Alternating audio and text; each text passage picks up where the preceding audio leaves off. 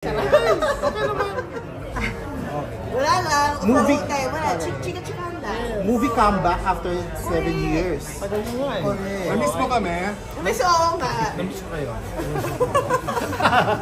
Wait, so 7 years. What made you say yes to Salvage Life?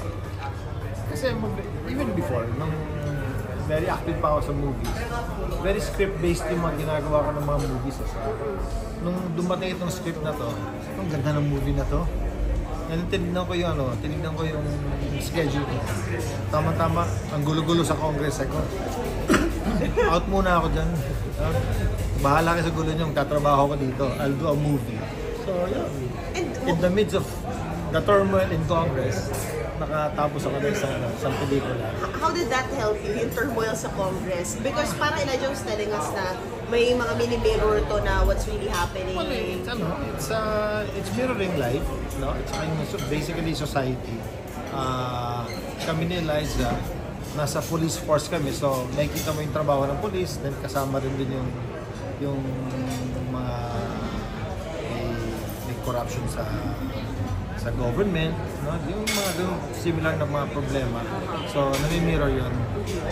So, parang ito yung nag-distress sa'yo sa mga nangyayari. It's actually, a distressing, how do you say it? Distressing time for me.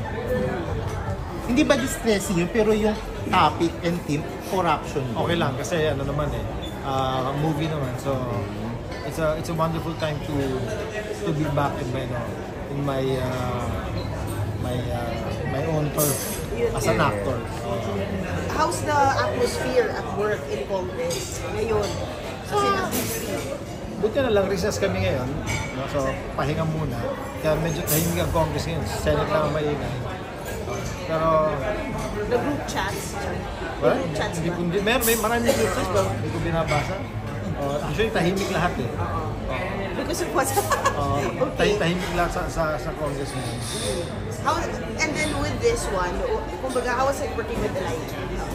It's wonderful nung hindi ko pa nakatrabaho si Elijah before. So, nung sinabi sa akin, si Elijah, ganito siya, sabi ko, galing pala. And then, I had the time to watch yung play niya.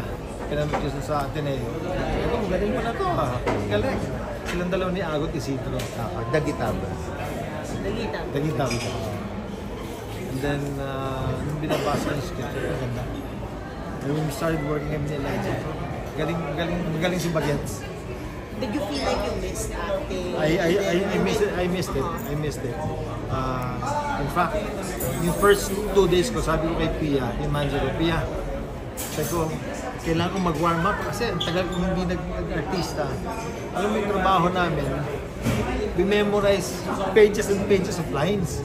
I haven't done that in a long time. So, yung first 2 days, parang hirap na hirap ako mag-memorize, no? Until nakuha ko ulit yung routine. How did you, ano ka ba, refresher about acting? I really have to go through the whole script and then reread. Then I was acting alone. I was doing my lines. Okay naman. Hey, can you share us about your character? Well, I'm a police, may ka-actually sa policeman about to retire.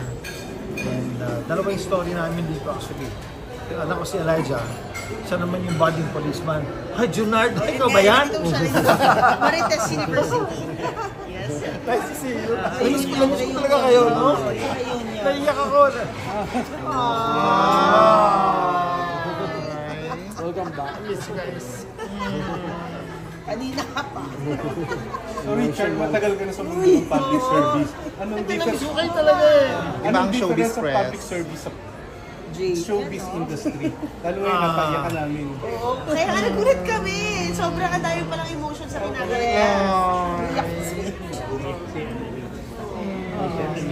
Namiss ko lang kayo. Miss tayo. Sabi tagal kong artista, di ba? Oo. Ayan, ako ang daming dumalaan ng memories eh. Anyways, masarap bumalik sa home turf. Seeing you guys, tagal ko kayo nakatrabaho and then I'm seeing you again. It's wonderful. Anong difference? Masaya sa pelikula. Actually, sa politics, masaya lang yung politics pag nandun ka na sa sa district mo. Kasi you're able to bring projects, nadadala mo yung mga programs para sa mga tao. Pero in Congress, okay lang. It's like school, pero iba pa nasa bahay ka. Dito naman sa showbiz, may miss kayo mga chicken-chicken. Okay na talaga, no? It's nice. Ang tatagalan, Richard. Babalik mo. Tatagalan. Talagang...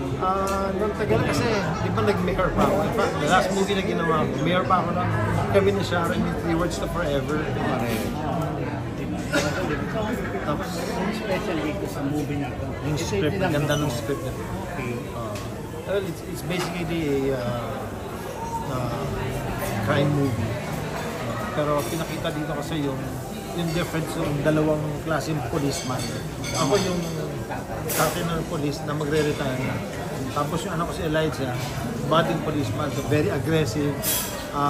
Yung gusto niya na on the go siya parate. Sabi ko, ako, as a retiring policeman, gawin mo lang yung tama, pero hindi mo na